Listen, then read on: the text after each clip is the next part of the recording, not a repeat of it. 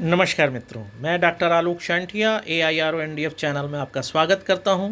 यूँ तो Indian official secret act 1923 में एक ऐसी व्यवस्था कर दी गई थी जिससे एक आम भारतीय जान ही नहीं पाता था कि सरकारी स्तर पर अधिकारियों द्वारा दस्तावेजों में क्या लिखा पढ़ी की जा रही है, क्योंकि ये सब गोपनीय दस्तावेज माने जाते थे और जनता के बीच ये नहीं लाए जा सकते थे।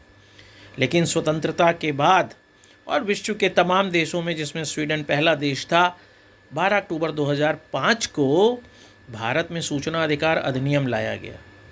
इसका उद्देश्य ये था कि प्रजातंत्र में नागरिक एक मजबूत प्रहरी की तरह सरकारी कामकाजों के बारे में, उसमें खर्च हुए व्यय के बारे में आंकड़े प्राप्त कर सके।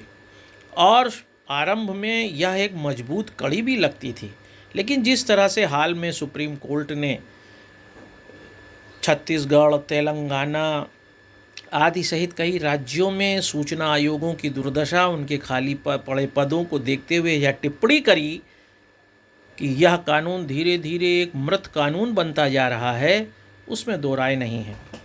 उससे भी ज़्यादा बड़ी बात यह है कि सूचना अधिकार अधिनियम में हर दिन एक ऐसी नई बाधा पैदा की जाती है ताकि लोग इसका फ़ायदा न ले सकें। जैसे सूचना अधिकार अधिनियम में आमतौर पर जब कोई व्यक्ति सूचना मांगता है तो ज़्यादातर सूचना अधिकारी उसके पास पत्र भेजते हैं कि आप अपनी आइडेंटिटी बताइए और आप भारत के नागरिक हैं, इस बात को स्थापित करिए। जबकि इस वीडियो के माध्यम से मैं पूरे भारत के लोगों को यह कहना चाहता हूं कि RTI एक्ट 2005 की धारा 3 में साफ साफ लिखा है कि it is applicable for all citizens of the country.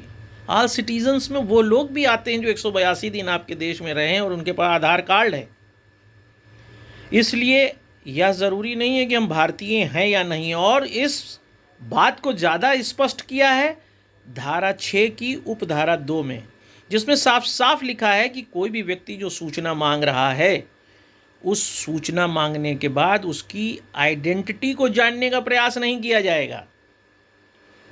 और ऐसा इसलिए किया गया कि आपने देखा होगा कि भारत में बहुत से RTI कार्यकर्ताओं की हत्या कर दी गई है क्योंकि उन्होंने देश में फैले हुए भ्रष्टाचार, खासतौर से आर्थिक भ्रष्टाचार को उजागर करने का प्रयास किया है। इसलिए ही इस बात को जानते हुए आरंभ से ही यह व्यवस्था की गई थी कि कोई भी व्यक्ति इस तथ्य को जानने का प्रयास न करे कि किसने सूचना मांगी। हाँ, इस बात की धारा 6 की उपधारा 2 में व्यवस्था ज़रूर की गई है कि जिसने सूचना मांगी है उसने अपना पत्र व्यवहार का वह स्पष्ट पता ज़रूर दिया हो जिससे उसको सूचना भेजी जा सके।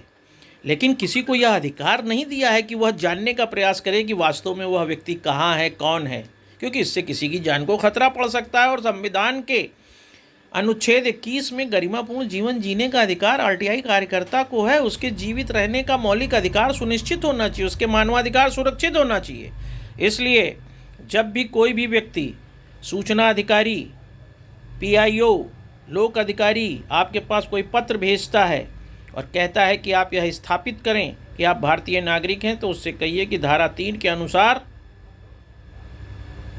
ऐसा कहीं नहीं लिखा कि हमें ये स्थापित करना है कि मैं भारतीय हूँ और मेरे आइडेंटिटी को जानने का अधिकार आपको धारा 6 की उपधारा 2 में नहीं है, क्योंकि आपका जीवन सुरक्षित होना चाहिए। और जब आप इसके अनुरूप कार्य करेंगे तो न सिर्फ आपका जीवन सुरक्षित होगा बल्कि लोक अधिकारी को सूचना भी देना पड़ेगा।